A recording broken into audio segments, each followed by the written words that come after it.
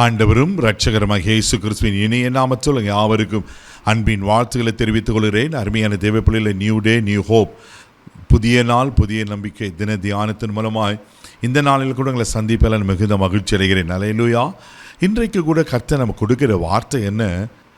ஏசாயா தீர்க்கதரிசன புஸ்தகம் 41 அதிகாரம் 12 வசனத்தை கூட நான் வாசிக்க கேட்போம். உன்னோடு போராடினவர்களை தேடியும் காணாதிருப்பார், உன்னோடு யுத்தம் பண்ணின மனுஷர்கள் ஒன்றும் இல்லாமல் இல்பொருள் ஆவார்கள். அல்லேலூயா, அல்லேலூயா. எவ்வளவு அருமையாய் சொல்லப்பட்டிருக்கு பாரு. உன்னோடு போராடினவர்களை நீ தேடியும் காணாதிருப்பாய், உன்னோட யுத்தம் பண்ணினவர்களை இல்பொருள் ஆவார்கள். அப்படின்னா இல்லாமல் போயிடுவாங்க. தெய்வ பிள்ளைகளை, ஆண்டோடைய பிள்ளைங்களுக்கு விரோதமாக யாராவது ஒருத்தர் யுத்தம் பண்ணால் போராடினா கர்த்தர் சும்மா விட்டுருவாரா? அவர் நமக்காக யுத்தம் பண்ணுகிற கர்த்தர். அல்லேலூயா. வேதத்தில் அழகான ஒரு அற்புதமான சம்பவம் இருக்குது. யாத்திராகமம் புஸ்தகம் 17 அதிகாரம் 8 வசனம் வாசிக்கும் போது அங்கே இஸ்ரவேல் ஜனங்களுக்கு ஆண்டவர் எப்படியெல்லாம் செய்கிறார் பாருங்க, வாசிக்க கேட்போம். அமிலேக்கியர் வந்து ரெவித்தீவிலே இஸ்ரவேலரோட யுத்தம் பண்ணினார்கள். அல்லேலூயா. இஸ்ரவேல் ஜனங்க எகிப்திலேருந்து விடுதலையாக்கி வராங்க. இந்த விடுதலை பயணத்தில் அநேக யுத்தங்களை அங்கே பார்க்குறாங்க. இப்போ இங்கே ரெவித்தீமுக்கு வராங்க. ரெவித்தீமில் பார்த்தீங்கன்னாக்கா அமிலேக்கர் இஸ்ரேலுக்கு விரோதமாக யுத்தம் பண்ணுறாங்க.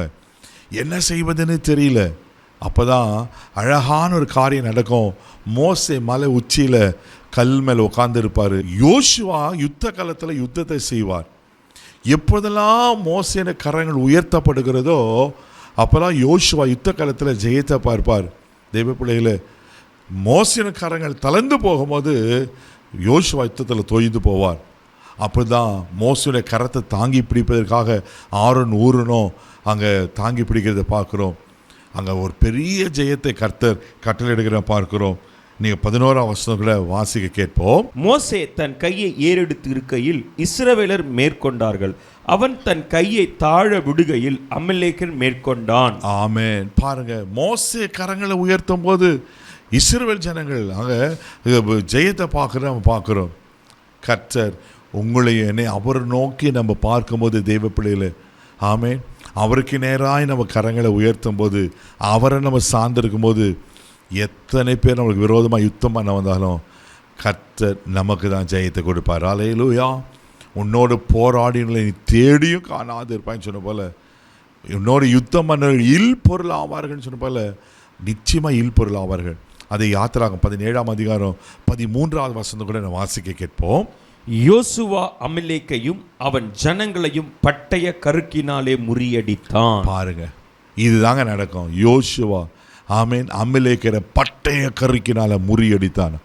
உங்களுக்கு விரோதமாக எந்த மனுஷர்கள், மந்திரங்கள், சூழ்நிலைகள், ஒருவேளை வியாதிகள், எதெல்லாம் உங்களுக்கு விரோதமாக வருகிறது, இதே பிள்ளைல இன்றைக்கி கர்த்தர் சொல்கிற வார்த்தை, முறிந்து விடும், முறியடிக்கப்படும். சோர்ந்து போகாதீங்க. ஆனால் ஒன்று, நீங்கள் கர்த்தரை மாத்திரம் நோக்கி பார்க்கும்போது, அவரை நோக்கி கரங்களை உயர்த்தும் போது அவர் நமக்காக யுத்தம் பண்ணுவார். அதனால தான் அதே யாத்திராக 14 வாசிப்போம். கர்த்தர் உங்களுக்காக யுத்தம் பண்ணுவார், நீங்கள் சும்மா இருப்பீங்க.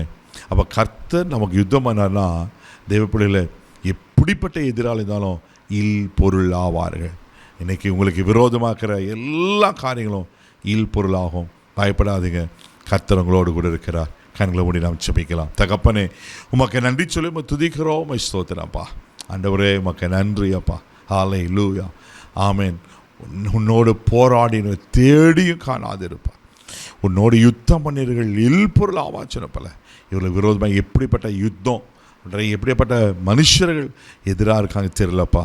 ஆனால் கர்த்தர் நீங்கள் எல்லாத்தையும் முறியடிக்கிறதுக்கு ஸ்தோத்திரம். அன்னைக்கு யோசுவாவுக்கு ஜெயத்தை கொடுத்தது போல, யோசுவா அமலேக்கரை முறியடித்தது போல, இவர்களுக்கு விரோதமாக இருக்கிற காரியங்கள் முறியடிக்கப்படட்டும். கிருபை ஒப்பு கொடுக்கிறேன், பாதுகாத்துக்கலாம். இந்த நாள் முழுவதும் கரம் எடுத்து நடத்தும். இயேசுவின் மூலம் ஜெபம் பிதாவே, ஆமென். அவர்களுக்காக யுத்தம் பண்ணுகிறார். தைரியமாக போங்க. God bless you.